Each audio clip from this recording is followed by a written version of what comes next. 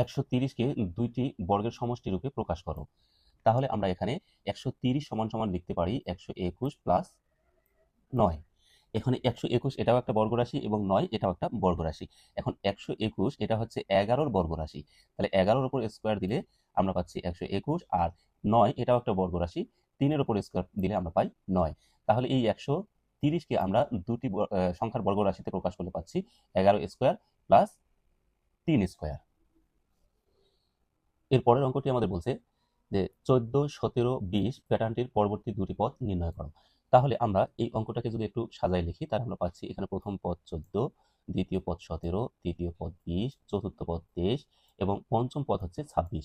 তাহলে এখানে প্রথম দুটি পদের পার্থক্য অর্থাৎ 17 থেকে 14 বিয়োগ করলে আমরা পাচ্ছি 3, এবং 20 থেকে 17 বিয়োগ করলে পাচ্ছি আমরা 3, 23 থেকে 20 বিয়োগ করলে এখানেও পাচ্ছি 3, এবং 26 থেকে 23 বিয়োগ করলে এখানেও পাচ্ছি আমরা 3। তাহলে আমরা এখানে পাশাপাশি দুটি পদের পার্থক্য পেলাম 3, এবং পরবর্তী প্রথম সংখ্যা আমরা পাইছি 20 এর সাথে পার্থক্য 3 যোগ করে হচ্ছে 23, এবং তার পরবর্তী সংখ্যা 23 এর সাথে 3 যোগ করে আমরা পেয়েছি 26। এবার ঘ নং প্যাটার্নটিতে আমরা দেখতে পাচ্ছি যে সংখ্যাগুলোর প্যাটার্নের বীজগণিতীয় রাশি নির্ণয় করো।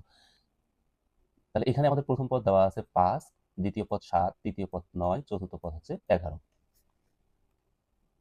তাহলে প্রথম দুটি পদের পার্থক্য পাচ্ছি 2, দ্বিতীয় এবং তৃতীয় পদের পার্থক্য এখানেও পাচ্ছি 2, আর তৃতীয় আর চতুর্থ পদের পার্থক্য এখানেও পাচ্ছি আমরা 2।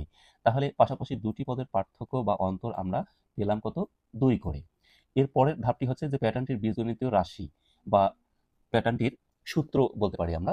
তাহলে এই সূত্র নির্ণয়ের নিয়ম হচ্ছে প্রথমে চলক, তারপরে হচ্ছে সাধারণ অন্তর বা পার্থক্য, প্লাস প্রথম পদ মাইনাস সাধারণ অন্তর। তাহলে এখানে চলককে যদি আমরা ক ধরি, তাহলে আমরা চলকের জায়গায় ক বসাই দিলাম, তারপরে হচ্ছে গুণ সাধারণ অন্তর। সাধারণ অন্তর আমরা কত পেয়েছিলাম? এখানে 2 পেয়েছিলাম, তাহলে সাধারণ অন্তর 2 বসালাম, তারপরে হচ্ছে এই যে প্লাস, এবং এরপরের অংশটা হচ্ছে প্রথম পদ বিয়োগ সাধারণ অন্তর। তাহলে প্রথম পদ ছিল আমাদের 5, তাহলে এখানে আমরা 5 বসালাম, আর সাধারণ অন্তর আমাদের ছিল 2, তাহলে এখানে আমরা 2 বসালাম। তাহলে এখন যদি আমরা এটা ক্যালকুলেশন করি, তাহলে 5 থেকে 2 বিয়োগ করলে এখানে পাচ্ছি আমরা 3।